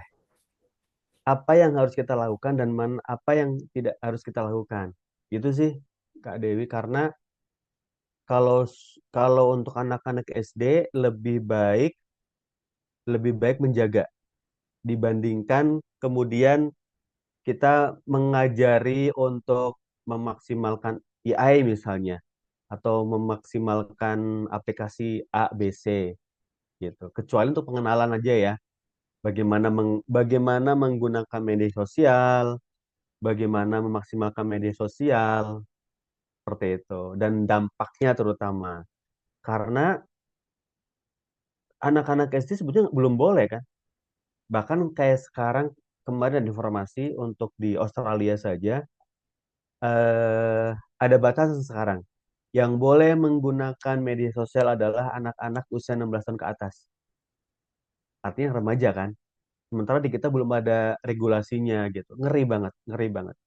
Kemarin saya juga baru diundang untuk ngomongin tentang ayah literasi ya di Bandung, Kota Bandung. Salah satu poin yang sangat ditekankan adalah anak-anak jangan sekali-sekali ngajak anak untuk punya medsos. Karena banyak kejadian yang tidak diinginkan itu terjadi di dunia medsos gitu. Gitu Kak Dewi dan teman-teman. Mudah-mudahan Baik, kejawab terima ya. kasih. Iya, baik. Kita masih ada waktu sekitar 37 menit lagi, setengah jam. Mungkin teman-teman ada yang ingin langsung bertanya di sini? Boleh untuk mengajukan pertanyaan. Monggo, mumpung ada saya. Iya nih, kapan lagi loh teman-teman kita bisa bertanya dengan Kak Ali. Kalau tidak, ini ada satu lagi, ada beberapa lagi Pak, Boleh, monggo, monggo Kak dari Dewi. Mbak Campika. Saya izin off cam ya Pak, soalnya jaringannya agak tersendat gitu. Boleh, monggo Kak Dewi. Ya. Tenang aja. Nah, Mbak Cantika ini bertanya, apa sih Pak tantangan terbesar yang dihadapi penulis pemula dalam memanfaatkan inovasi digital dan bagaimana cara mengatasinya? Ya, oke. Menurut saya Kak Dewi ya, teman-teman sebelum sebelum pakai AI, sebaiknya kita mengeksplorasi dulu deh semaksimal mungkin yang bisa kita lakukan. Contoh misalnya, kita menulis dulu cerpen sebanyak-banyaknya. Itu yang paling mudah ya, cerpen atau kalaupun bukan cerpen yang untuk fiksi ya, kalaupun bukan cerpen, fiksi mini dulu deh. Nulis sebanyak mungkin yang bisa kita lakukan. Jangan belum apa-apa sudah pakai AI. Kenapa? Karena AI kan memotong jalur kan, jalur yang harusnya apa ya, jalur yang harusnya kita lakukan dengan mengeksplorasi terlebih dahulu kemampuan kita semaksimal mungkin, tiba-tiba difasilitasi gitu dengan AI gitu, sehingga bahayanya adalah ya kita tidak akan menemukan karakteristik kita gitu, tidak menemukan karakteristik tulisan, tidak menemukan karakter tulisan kita, tidak bisa belum menemukan bagaimana ketika terjadi writer block, belum menemukan jenis bacaan yang cocok dan sebagainya gitu. Nah, kalau kalau kita sudah menulis banyak, kita sudah bisa mengenali tulisan kita seperti apa, kita bisa memaksimalkan potensi kita, baru lari ke AI gitu. Jangan langsung. Karena tadi pada akhirnya ya kita nggak akan berkembang akhirnya kan gitu.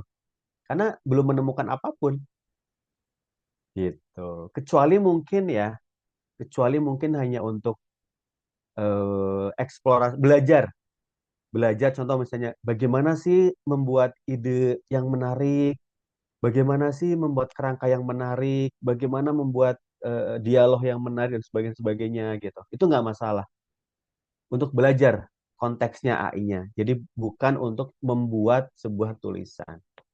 Gitu Kak Dewi. Mudah-mudahan kejawab. Oke, terima kasih Kak Ali. Nah, ini ada Kak Ayu nih ingin bertanya lagi. Boleh sekali.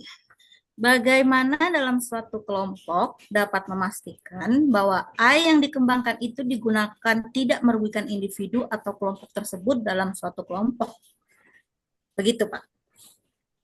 Tidak merugikan. Ya gini, seperti yang tadi saya presentasikan ya. Jadi jadikan AI hanya sebagai alat, bukan sebagai pengganti kita gitu. Nah, kalau kalau kan gini ya, AI itu kan ngambil ngambil data dari manapun kan. Jadi memang sebetulnya AI merugikan penulis-penulis atau konten kreator dimanapun berada gitu. Pasti merugikan karena dia akan ngambil data dari manapun kan, mungkin dari saya, mungkin dari Kak Dewi, mungkin dari teman-teman di sini yang pernah unggah apapun di media sosial, sudah unggah di internet dan sebagainya gitu. Cuma bagaimana supaya kita tidak terjerat dengan plagiarisme? Sekali lagi, jadikan AI sebagai alat, bukan sebagai pengganti kita. Maksudnya gini ya. Maksudnya pengganti begini. Saya akan nulis cerpen anak, kita bikin port, ya, port untuk memunculkan untuk meminta bantuan AI untuk membuat sebuah tulisan cerita anak misalnya, kemudian kita copy paste dan kita anggap bahwa itu adalah karya kita. Nah, itu baru merugikan. Tidak hanya merugikan orang lain, tapi juga merugikan diri kita sendiri gitu. Gitu sih. Jadi tindakannya memang tindakan preventif akhirnya, bukan kemudian setelah kejadian baru terasa ruginya gitu. Gitu Kak Ayu. Mudah-mudahan kejawab ya. Iya, betul. Jadi tuh AI ini sebenarnya kalau kita gunakan dengan tepat ini bakal jadi membantu sebenarnya. Sangat. Tapi balik lagi bukan berarti kita harus melimpahkan semuanya kepada si ayang AI ini gitu kan ya Pak ya. Iya, Jadi kita betul. bisa menggunakan AI untuk mencari ide yang mungkin kadang-kadang itu ya kita juga nggak kepikiran ya kita mau nulis apa Ya, gitu. Kadang-kadang mentok. kita tuh iya mentok kayak kalau dibilang itu mungkin block writer gitu kan kayak saya juga seorang penulis gitu kadang-kadang kita mau nulis tapi udah nyampe di bab sekian udah dapet nih sub temanya udah dapet nih tapi pas kita mau mulai itu kayak langsung hilang gitu aja. Nah mungkin AI ini bisa membantu mengembalikan kembali ide-ide kita gitu. Iya, betul. Atau kalau Mm-mm. misalnya ini Kak Dewi, kalau misalnya teman-teman mau nyobain ya, coba aja yang buka laptop, silakan buka Gemini deh. Coba Nah deh. coba deh Kalau teman-teman mau boleh ini ya, coba teman-teman. Terus saya coba bikin juga ya, Kak Dewi bentar ya. Saya boleh boleh boleh. buka email saya, nanti saya coba praktekkan di online ya, di share. Kapan lagi teman-teman dapat ilmu yang bermanfaat, sharing dan diajarin juga bagaimana caranya menggunakan aplikasi yang dari Kak Ali ya, gitu. Jadi bagi teman-teman yang di sini juga semoga perhatikan dengan baik. Ya, ya tadi harapannya adalah lagi ya bahwa ini adalah sebagai alat teman-teman ya, sebagai alat saja, bukan sebagai tadi pengganti kita gitu. Sebentar, sudah kelihatankah? Oh, belum ya? Belum, Pak? Sudah kelihatan Kak? Ya, sudah. Oke ya, ini contoh teman-teman ya. Ini contoh apa ya? Saya akan, oke, ini contoh ya. Bagaimana bahwa AI itu dasarnya luar biasa banget. Kita bisa ngobrol, bisa bertanya banyak hal. Contoh ya.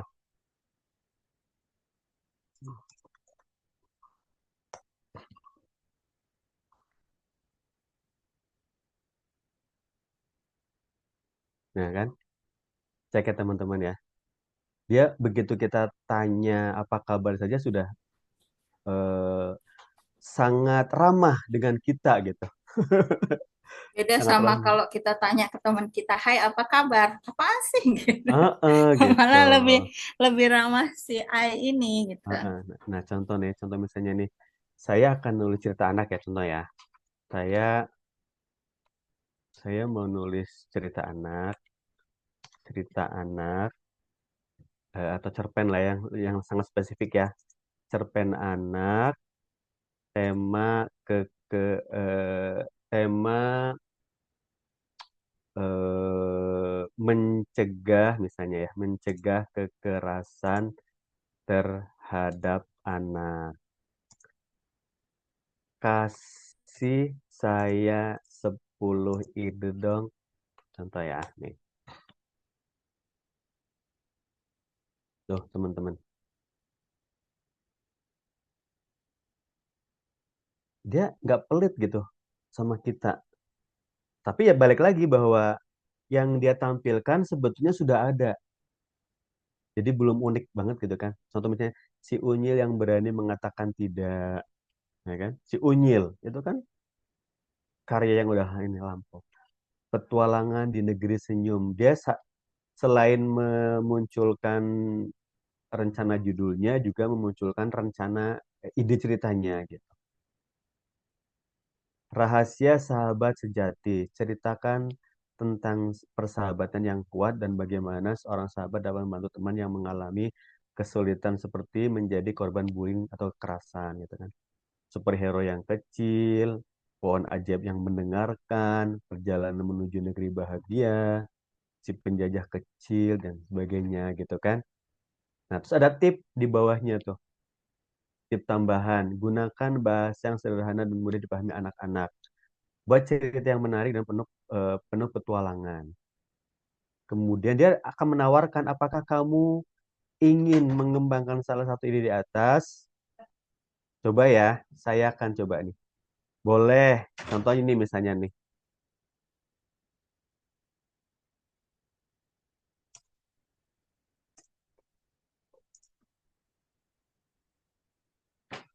Ya, saya coba akan bantu kembangkan ini.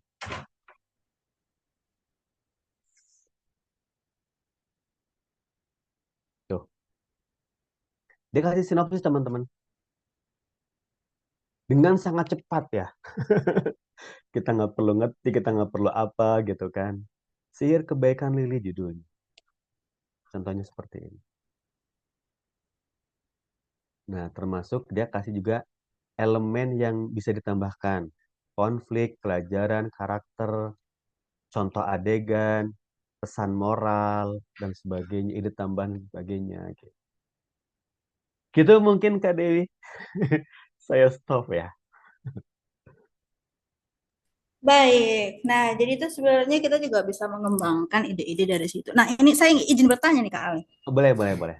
Nah, terkadang kan begini loh, kita kan mencari sesuatu ide dari AI ataupun Gemini ini ya, dari Mm-mm. kecanggihan artificial ini. Apakah yang kita cari itu biasanya sama dengan orang lain yang sedang mencari juga gitu nggak sih Pak Kali? Seringnya seperti itu, Kak Dewi. Jadi kayak misalnya saya mau nulis buku tentang filsafat nih, Hmm. filsafat kehidupan, tolong cariin saya dong gitu. Nah, kita di sini lagi mencari gitu, misalnya Ya, nih Pak. ya. Apakah juga nanti beberapa dari orang yang sedang mencari itu bakal menemukan yang sama dengan yang kita buat atau memang si A ini memberikannya berbeda-beda, Pak? Eh, Kembali lagi ke prompt yang kita berikan, Kak Dewi. Jadi, eh, coba simulasi lagi ya, Kak Dewi ya. Ya. Ntar ya, saya share lagi. Contoh gini misalnya nih ya. Jadi, yang perlu teman-teman pelajari adalah belajar prompt-nya. Tahu prompt ya teman-teman ya? Prompt adalah apa ya, semacam kalimat perintah lah bahasa ininya. Contoh dengan prompt yang berbeda akan menghasilkan output yang berbeda juga gitu. Contohnya apa ya? Misalnya apa? Apakah dari contohnya? Cari tentang menulis filsafat mungkin bisa juga atau cerita Ca- anak. Cari 10 ide dongeng anak tema bullying misalnya ya. Boleh, boleh.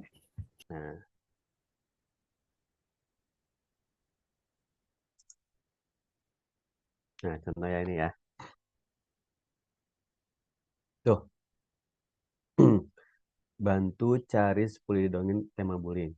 Dia akan muncul nih. Si ulat bulu yang berbeda, raksasa baik hati, bintang kecil yang hilang, siput pelan yang pintar, burung hantu yang bijaksana, pohon tua yang kuat, musang cerdik yang baik, ikan kecil yang berani. Oh, jadi dia langsung Terus keluar banyak gitu ya, Pak? Ya, Kak ya. tergantung permintaan kita. Nah, saya coba ulang ya Kak Dewi ya. Saya coba ulang permintaan. Apakah munculnya sama apa tidak? Sama atau tidak? Iya, kadang-kadang seperti itu kan. Nah, gini ya. Lagi nih. Bantu cari sama nih perintahnya nih. Mm-mm. Sama ya Kak Dewi ya, sini ya. Sama ya. Nah, kan. Nah, jadi teman-teman juga gini, kita bisa menangkap ya.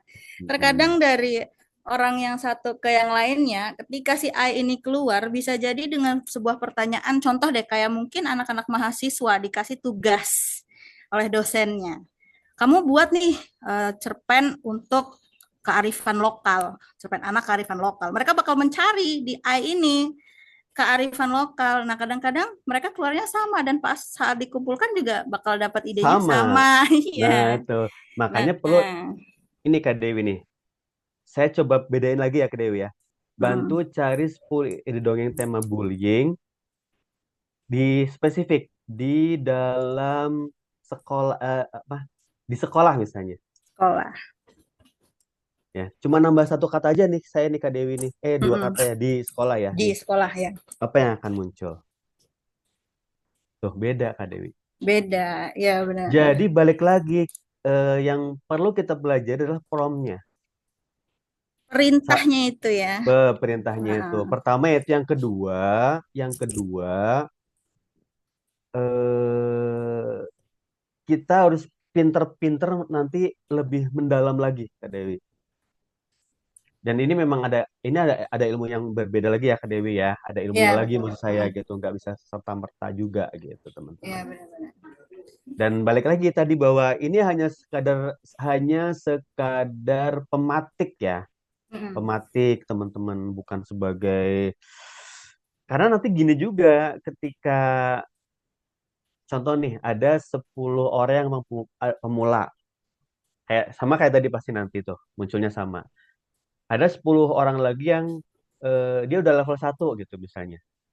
Yang ada 10 lagi yang level 2 itu udah beda lagi. Hasilnya akan berbeda lagi gitu Kak Den. Ya, baik. Gitu.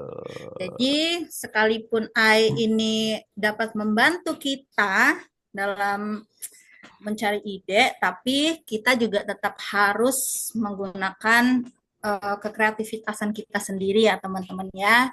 Jadi Yap. tidak boleh mengandalkan terlalu 100% intinya gitu. Iya. Dan kan sekarang banyak ini kan Kak Dewi kalau kita bergelut di dunia digital, sekarang banyak tuh tutorial bagaimana cara membuat buku dalam waktu 1 hari lalu melalui AI gitu kan. Iya, betul Dan betul. itu si e-booknya isinya prompt kan. Hmm.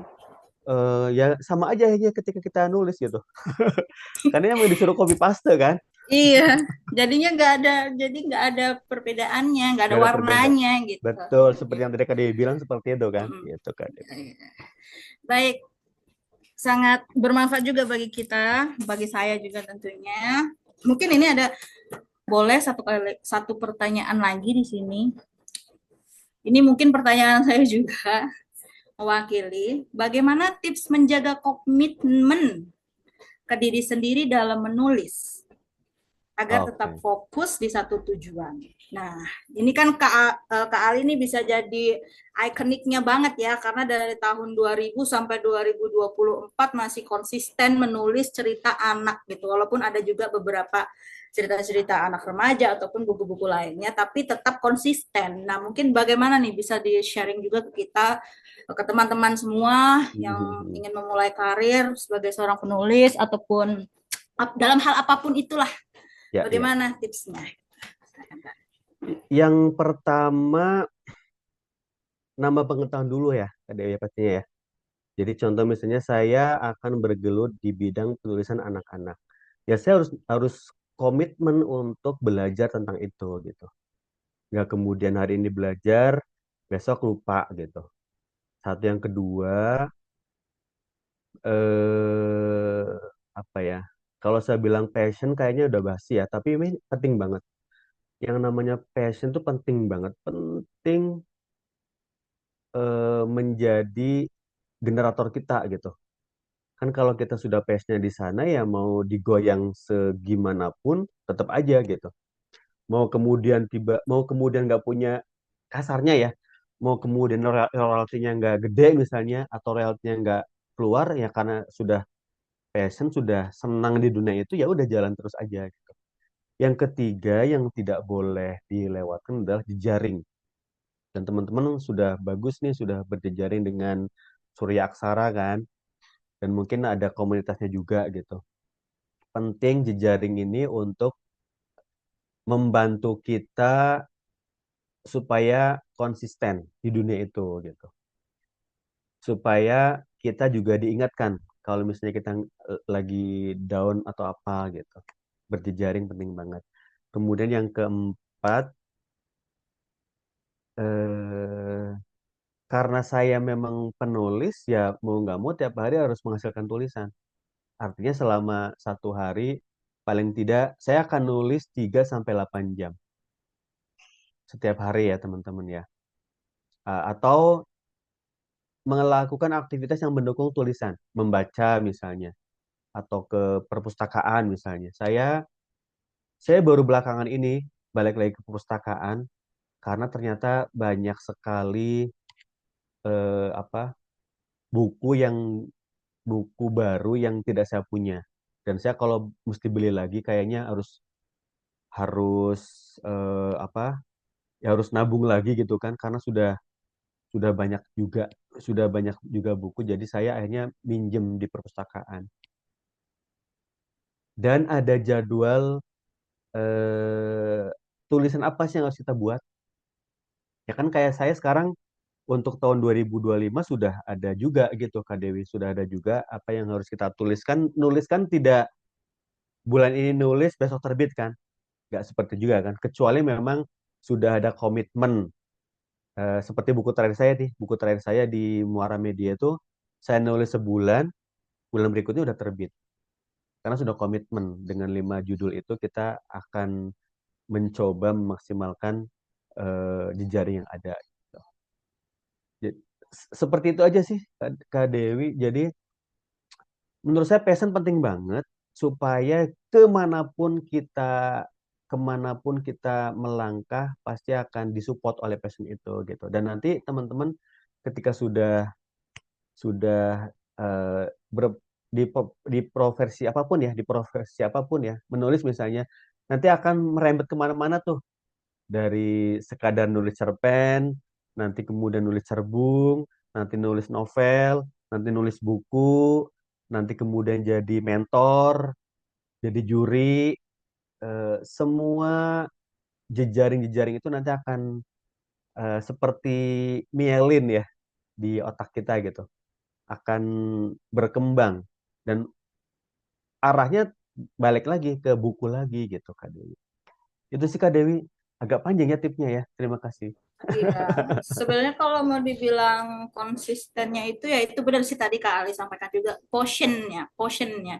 Kalau kita memang ada portionnya di situ sebagai seorang penulis, terus kita juga mengusahakan effort yang lebih besar kayak kita kita pengen nulis novel dengan judul ini, jadi kita kan akan mencari tahu lebih ya, ingin Ya. belajar lebih gitu dan kita akan mengusahakan semaksimal mungkin di situ. Tapi kalau misalnya kita sendiri saat baru mulai nulis judul udah males, berarti ya mau gimana pun kita mencoba atau temennya ayo nulis gitu, tapi karena kita sendiri nggak ada apa effortnya buat nyoba dan portionnya di situ ya sama aja mungkin ya kak ya seperti itu. Iya, nggak. Ya kan gini ya, nulis itu kan memang pekerjaan yang sangat berat kan Kak Dewi kan. Iya benar banget, Kalau saya mengibaratkan menulis itu seperti santan Kak Dewi, ya kan? Artinya kan kita bagaimana santan itu prosesnya akan, panjang gitu ya. ya bagaimana santan itu akan gurih, akan enak gitu kan, karena dari kelapa yang bagus kan. Iya benar. Dan kelapa yang bagus itu karena dia karena dia dapat nutrisi yang baik, karena dia berada di tempat yang baik dan sebagainya gitu, sampai kemudian ketika kelapanya diambil dan diperas, ya itu gitu. Dan menulis sama, apa yang kita tulis adalah yang sudah kita serap kan, kita serap, kita pahami, kita coba aplikasikan dan sebagainya gitu.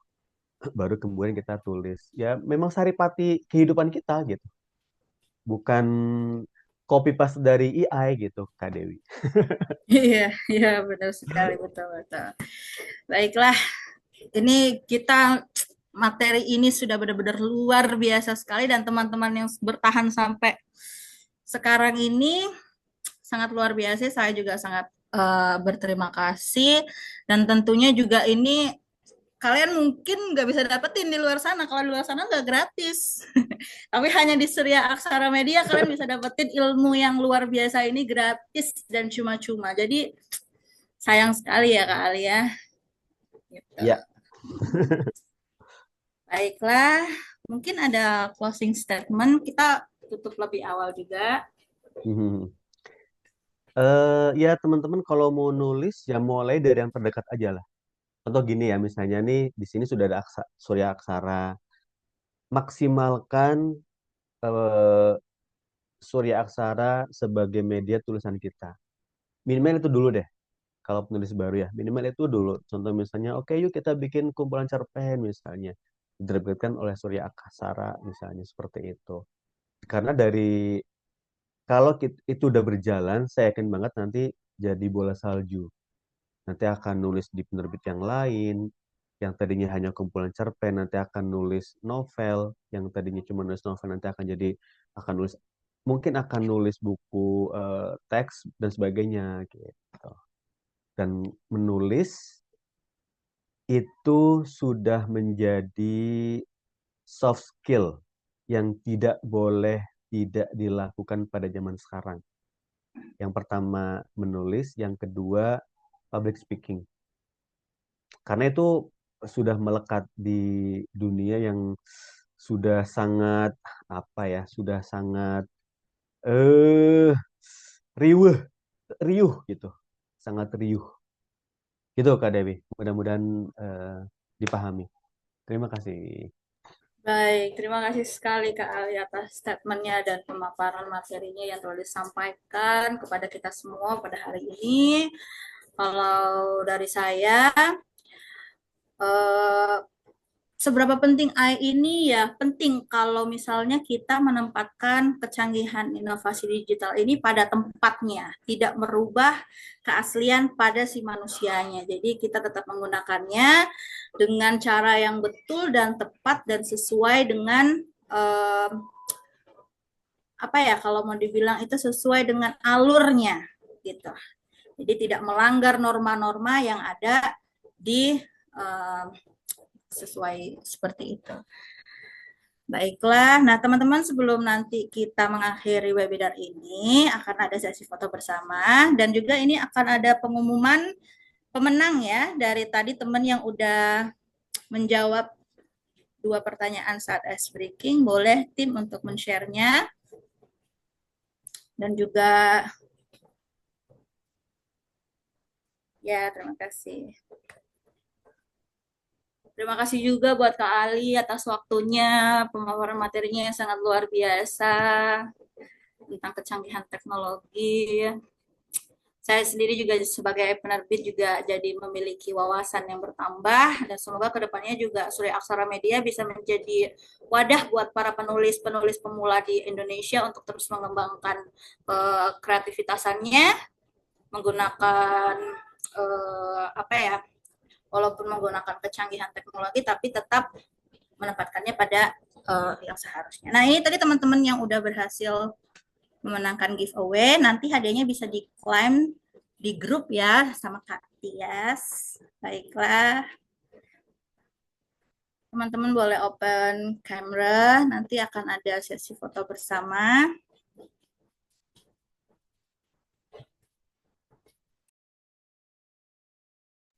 Kak Tias boleh diarahkan.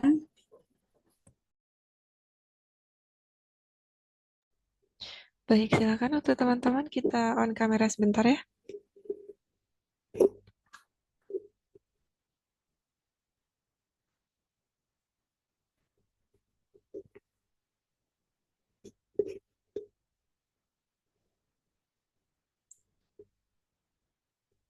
Silakan bagi Bapak Ibu yang belum on kamera, dipersilahkan kita foto bersama.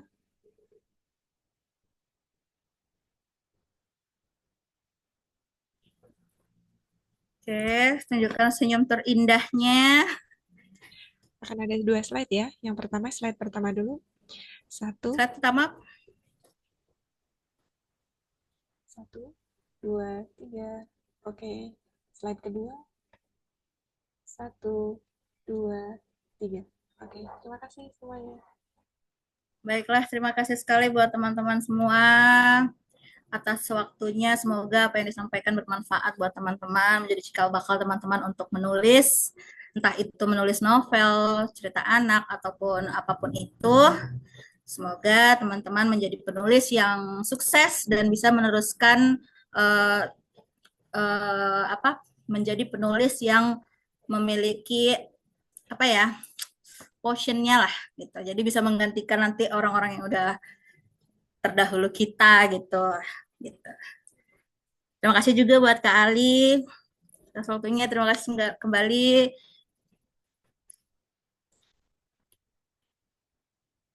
Baiklah kalau gitu, sekian webinar pada sore hari ini. Saya Dewi Novitasari Lubis, selaku CEO dari Sri Aksara Media mengucapkan selamat sore, terima kasih, dan selamat beraktivitas kembali.